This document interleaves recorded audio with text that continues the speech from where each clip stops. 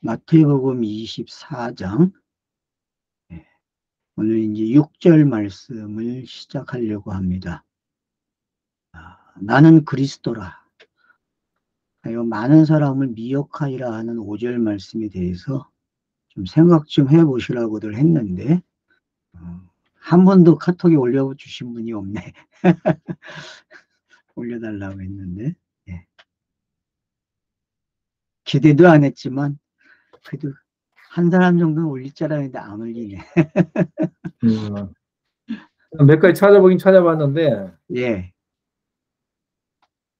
뭐 다른 번역들은 뭐 다 비슷하긴 한데, 킹 제임스에서는 그걸 여기 영어에서는 이제 미래형으로, NIV에서는 그 will이라고 있거든. will은 그냥 단순 미래, 뭐 의도, 의향, 결심, 이런 그 용도로 쓰이고,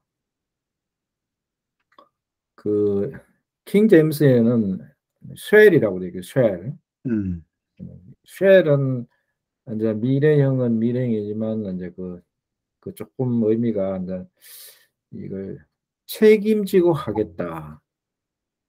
반드시 하고야 말겠다 하는 그런 그 의도가 들어가 있는 그런 그 용법이라고 이렇게 나와 있어요. 그래서. 그러니까 제가 봤을 때는 번역상 전체 본문 내용으로 봤을 때 읽어지는 것 같은데 억지로 맞춰놓은 것 같아요. 지금 이 24장만큼은 물론 23장도 그랬지만 그걸 우리가 좀 참고를 하시면 좋겠고요.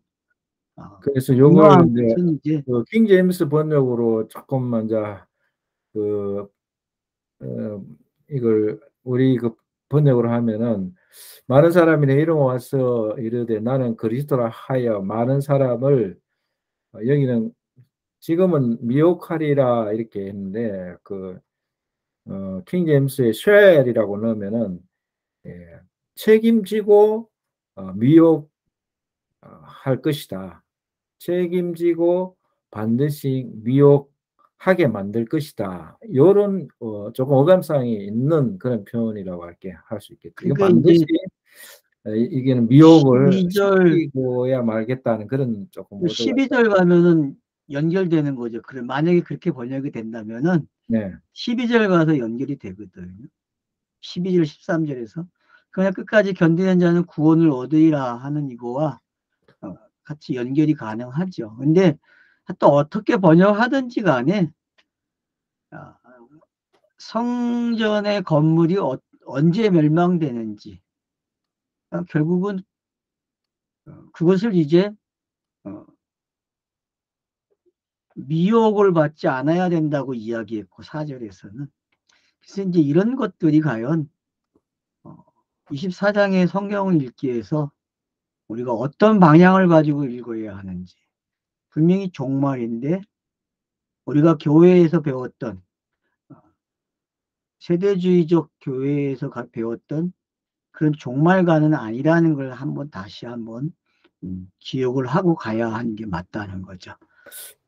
여기서 말하는 그래서 요 3절에 그 24장 3절에 이제 어느 때 이런 일이 어느 있겠사오며 때에 또 주의 일이 임하심과 세상 끝에는 무슨 징조가 있사오리까 해서 여기 이제 세상이라고 번역된 그 아이온이 그 세상이라고 번역을 하기도 하고 또 영원이라고 번역을 하기도 하거든요. 그래서 뭐 나라와 권세와 영광이 아버지께 영원히 있사옵나이다 할 때 그 영원 그 기도문이 영원히 아이온 똑같이 영원이거든요. 그래서 여기에 세상 끝이라고 번역했는데 사실은 요걸 영원으로 번역하면은 영원히 영원의 끝에 영원의 끝에 영원히 완성 그 영생이 완성되는 거기에는 어떤 징조 그 세미온이 있을까? 이런 표현을 한다면은 우리가 지금 그 24장에 그 세상 것, 세상이 뭐 지구가 종말이 되는 예, 것처럼 예, 표현한 예. 여러 표현들이 예. 좀 다르게 보일 것 같은 그런 생각이 들어요. 그렇죠. 그러니까 이제 어느 정도만 조금만 관심이 있게끔 언어를 조사한다면은 분명히 다르게도 볼 수 있다는 게 이제 힌트가 주어지고 있다는 걸 우리가 좀 상기하면 좋을 것 같아요. 그래서 이제 어느 때에 이런 일이 있습니까? 라고 하는 이 질문과 함께 이제 2절에서는 이제 그것을 먼저 얘기한 거죠. 성전이 하나도 돌 위에 하나도 남지 않을 것이다라고 하는 이것을 이제 지금 구체화시키는 내용이 나왔다라는 걸 알 수 있게 되고, 결국은 이제 그리스도라 하는 사람이 사람을 미혹한다, 그렇게 지금 이제 5절에서 했습니다. 그래서 6절에 보면 난리와 난리의 소문을 듣겠으나 너는 삼가 두려워하지 말라. 그러니까 이 난리와 난리의 소문이 과연 뭐냐? 근데 여기서도 이제 아직은 끝이 아니다 그래요. 그리고 7절에 보면 민족이 민족을, 나라가 나라를 대적하여 일어나겠고 곳곳에 기근과 지근이 있으니 이 모든 것은 재난의 시작이니라. 그러니까 공안복음서에서 우리가 이제 이 니끔을 찾아야 되거든요. 어떻게 보면 4장서부터 마태복음 4장부터 시작되는 내용이 난리와 난리의 소문으로 들려야 되거든요. 그 이야기가. 그래서 난리와 난리의 소문이 누구와 관계돼서 예수와 관계돼서 항상 맞짱 치는 사람들이 있었죠. 그죠? 사도계인들과 바리새인들, 그리고 서기관들, 대제사장의 무리들, 이런 사람들과의 대화를 이 난리와 난리의 소문으로 읽을 수 있으면 어떨까라고 하는 제안을 제가 하고 싶어요.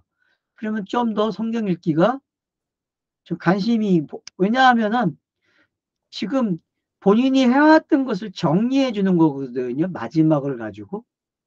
그런 관점으로 읽게 된다면은 공생애에서 일어나는 일로 한번 이런 구절들을 맞춰보면 어떨까라는 생각을 해봐요. 그러니까 우리가 이제 이런 본문들은 5절이나 6절 같은 본문들, 이 7절에 있는 이런 것들은 그래서 이제 재난의 시작이라고 하고 있는데, 그럼 성경이 말하는 구약에서 사용됐던 그런 재난들은 전부 다 선지서에 보게 되면 재밌는 표현들이 많단 말이에요. 이제 그런 것들, 그래서 이제 기근, 지진 그러면은 이건 대표적인 선지서의 표현이거든요.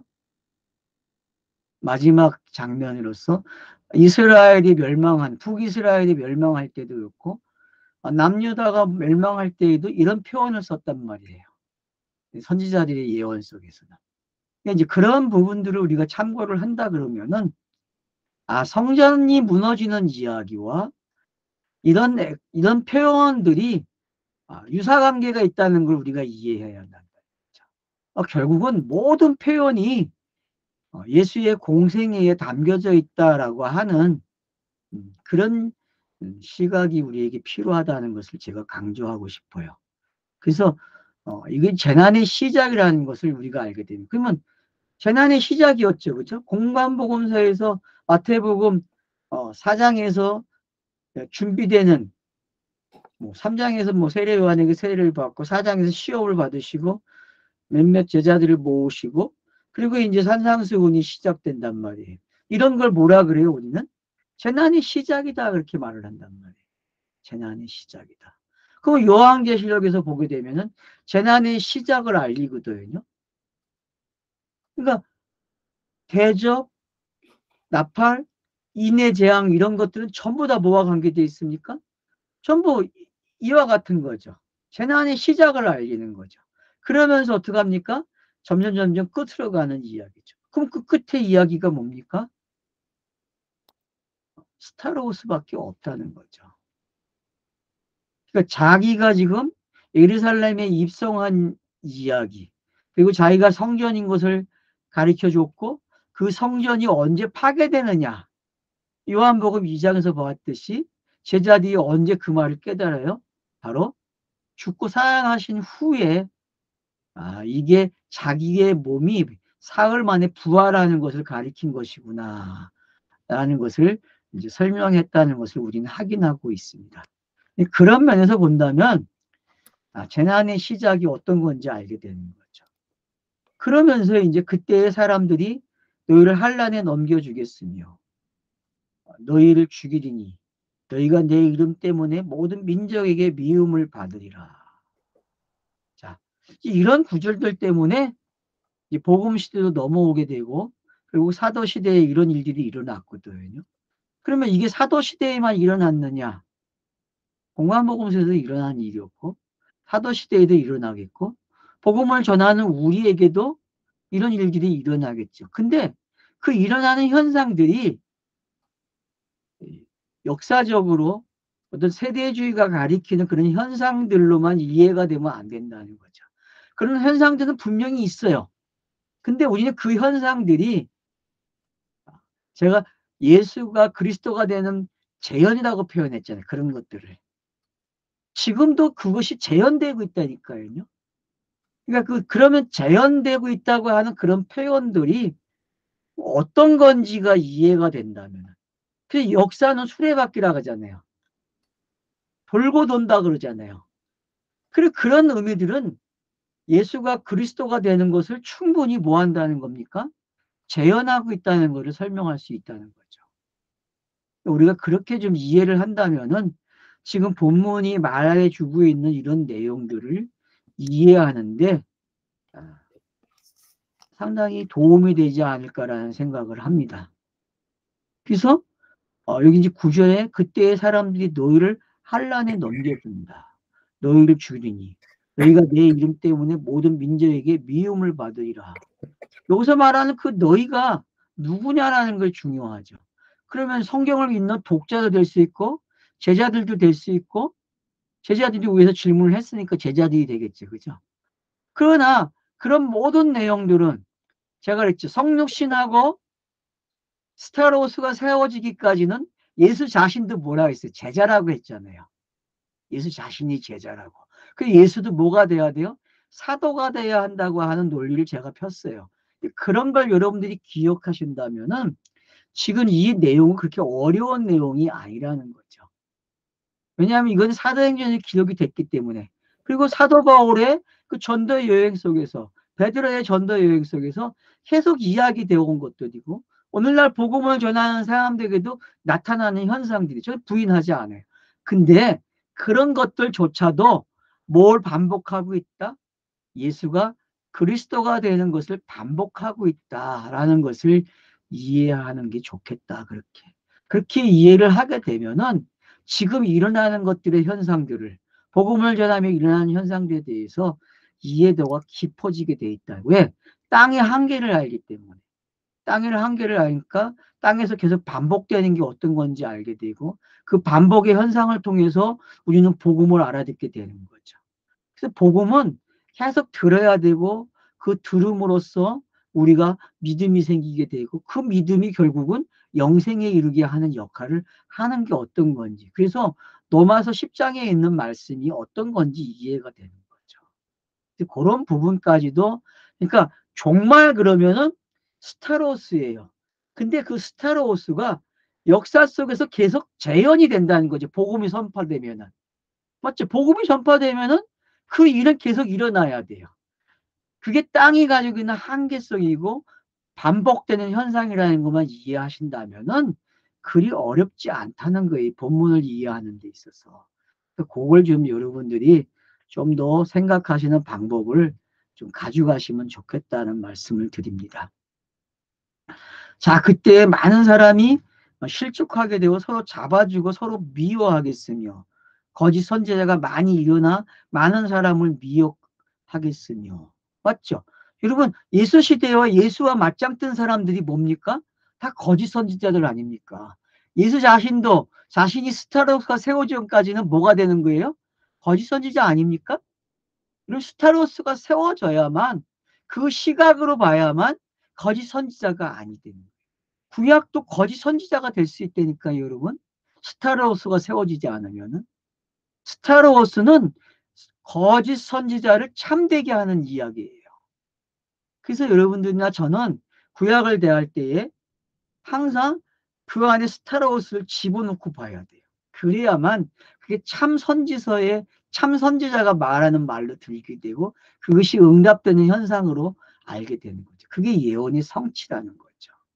그런 부분들을 좀 이해를 해주시면 좋겠어요. 그래서 그러니까 거짓 선지자 하면 옛날처럼 막 그냥 부룩부룩 이를 갈면서 미워하고 거부해야 될 그런 사람들로 생각하지 마세요.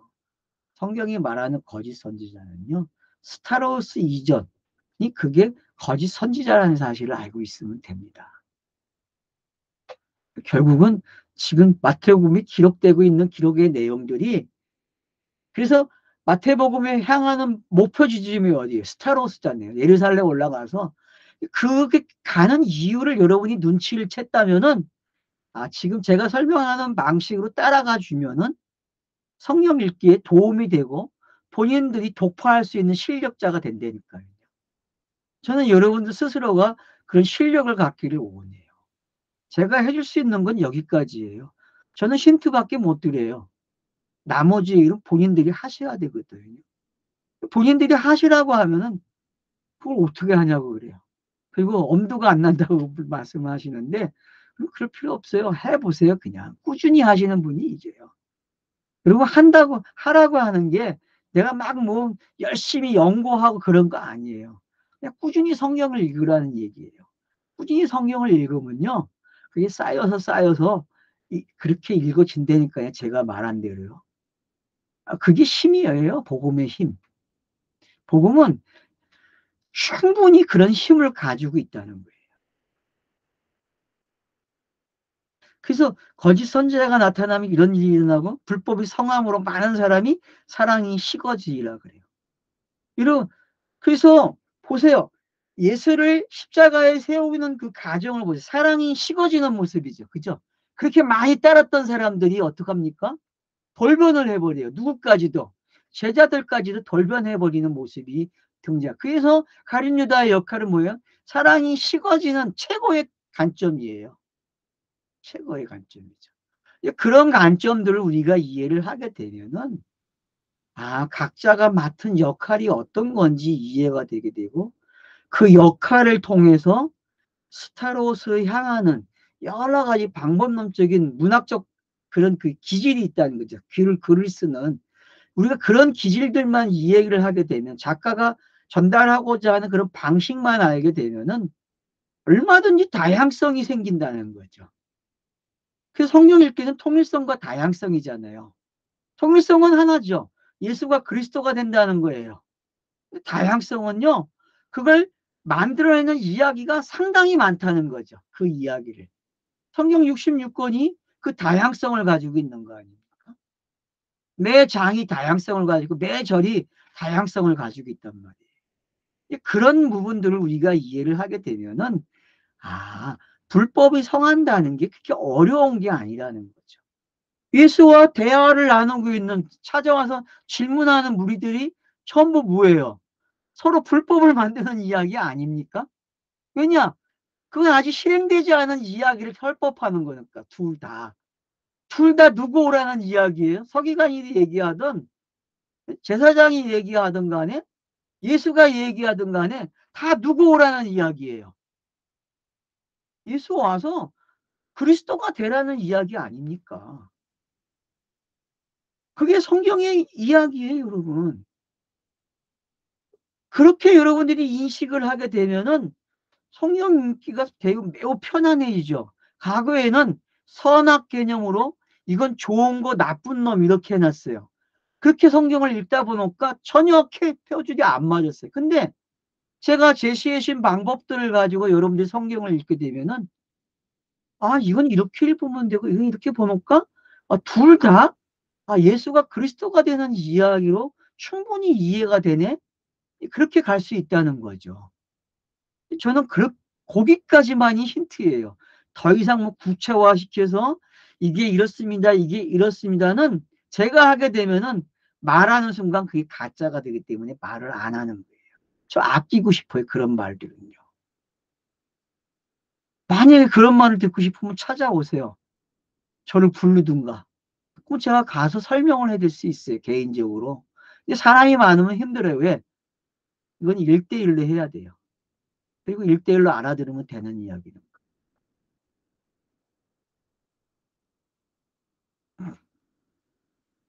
불법이 성행했기 때문에 사랑이 식어졌다. 다른 말로 하면 사랑이 식어지는 게 아니라 어때요? 최고의 정점에 가고 있는 거죠. 그죠? 가룟 유다의 역할은요. 사랑에 대한 정점으로 가고 있는 거예요. 최고의 정점으로. 그러니까 이 말은 곧 정점으로 가고 있다는 걸 설명해 주는 거예요. 그러나 끝까지 견디는 자는 구원을 얻으리라. 맞죠? 끝까지 견디는 자는 구원을 얻는 거예요. 그러니까 이 거짓 선지자의 말, 성취되지 않는 말들을 끝까지 가져가는 사람이 있어요. 그러니까 성경을 꾸준히 읽는 사람이 뭐예요? 끝까지 견디는 사람이에요. 저는 그렇게 표현해 주고 싶어요. 그러니까 성경이 읽기를 계속 하시는 분들, 몰입을 하고 계시는 분들, 성경을 가지고. 그분들은 끝까지 견디는 자들이에요. 그래서 구원을 얻어야 그 문자가 복음이기 때문에 그게 복음을 일으켜서 여러분과 저를 구원해 준다니까요.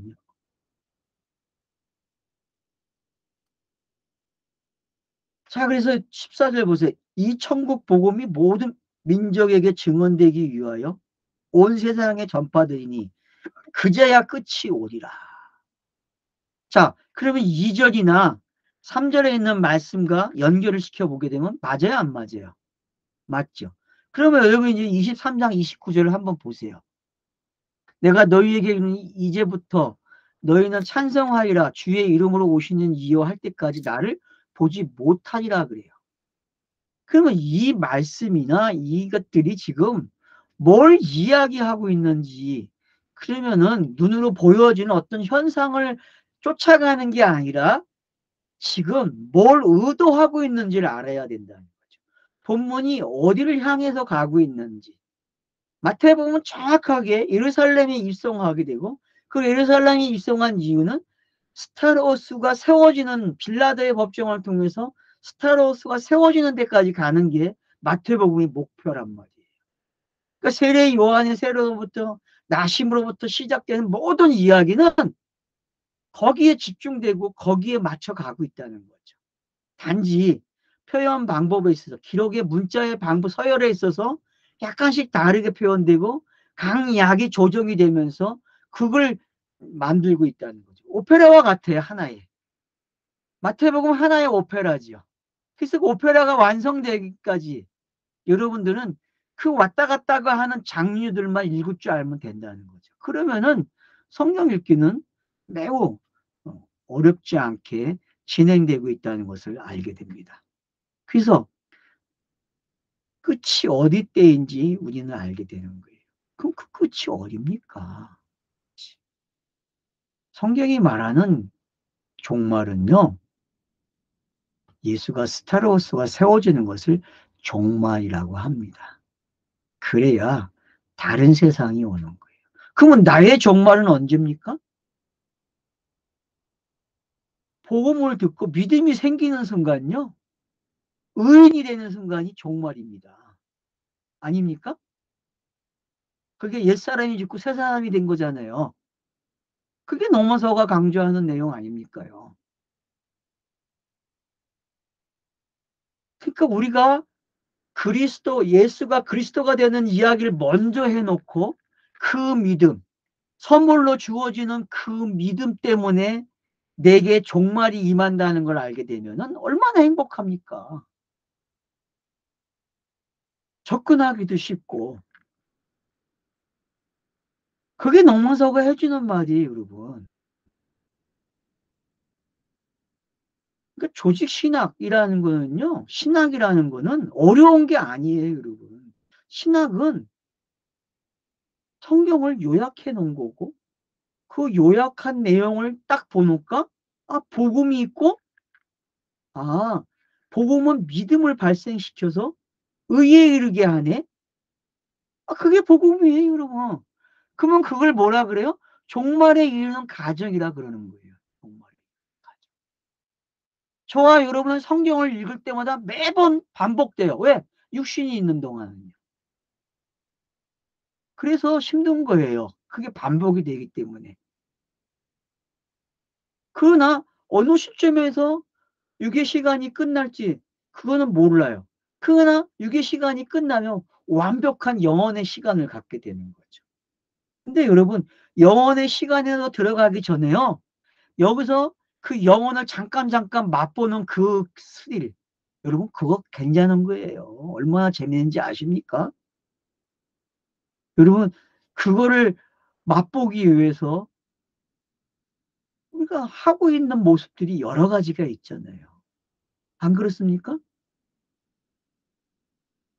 남녀가 만나서 사랑을 하는 행위는 그거의 일부분입니다, 여러분. 근데 그것도 매번 충족이 돼야 돼. 한 번으로 끝나질 않아요. 왜? 땅이라는 게 그래요. 마찬가지죠.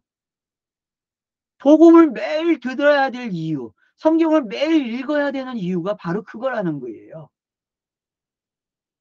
우리는 어떤 욕구와 욕망이 있을 때에 해결을 해야 돼요. 근데 땅에서는 그게 해결이 안 돼요. 한만만 어떤 짓을 해도. 그건 이제 저와 여러분은 알지 않습니까? 근데 성경을 읽으면요, 만족되는 걸 알아요. 그리고 채워지는 걸 알게 되고 그걸 깨닫게 돼요. 근데 그게 또 잠시예요. 그러니까 제가 성경을 읽으라는 거예요. 성경을 읽으면요, 자기의 종말이 정확해져요. 자기의 종말. 그리고 이렇게 세상에서 다가오는 것들이 그냥 여유가 있게끔 받아들일 수 있어요. 여러분, 그걸 우리는 곡식이 익었다 그러거든요. 그런 단계가 바로 성경 읽기의 최종적인 단계인 것 같아요. 제가 봤을 때. 이 땅에서. 그런 걸 저와 여러분들이 계속적으로 가지고 가시면 좋겠다는 거죠. 그래서 정말 그러면은 이제 과거에 많은 사람들이 외치고 있는, 아니 지금도 교회는 외치고 있죠. 세상의 종말을. 세상이 종말은 옵니다. 그거는 성경 때문에 오는 게 아니고요, 인간이 자원을 잘못 써서 오는 재앙이에요. 결국은 인간이 멸망 스스로가 하는 거예요. 그걸 성경이 말하는 재앙으로 가져가면 안 돼요. 뭐 그렇게 가져가고 싶어도 가져가세요. 뭐 상관없어요. 근데 어느 시간대에 올지는 누구도 몰라요. 그 인류의 재앙도, 인류가 말하는 그 재앙도 수수께끼죠. 우리 시대에 올지 다음 세대에 올지 더 후대에 올지는 누구도 몰라요. 단지 예측을 하고 있는 거죠. 근데 그 예측한다고 쉽게 됩니까? 근데 바다의 수면이 올라가는 게 확실하더라고요. 요번 어제 그제 이 물이 되게 많이 올라가는 시기거든요. 고조가. 근데 완전가 예, 보죠. 고조가 우리 이 한산도에도 물이 지금 이게 넘어오는, 파도가 안 치는 데로 물이 넘어오는 곳이 생겼어요. 그런 현상이 작년엔 그게 없었거든요. 올해 넘어오더라고요. 그런 거 보면은 물이 지금 수심이 올라가고 있다는 걸 알게 돼요. 바다의 수심이. 제가 방파제 해놨는 거기까지 물을 넘어오는 거죠. 예. 이게 이제 그런 현상들이 나타나고 있다는 거죠. 근데 그게 성경이 말하는 그런 종말과 연관시켜서 공부를 하게 되면 복잡해요. 여러분 제발 이제 많이 해봤잖아요. 속았잖아요. 이제 그만하세요. 그거 그만하시고요. 그냥 스타로스로 가세요. 성경의 종말은 스타로스예요. 나의 종말도 스타로스예요. 믿음으로 거기에 참여하는 것밖에 없다니까요. 네, 쉬었다 하겠습니다.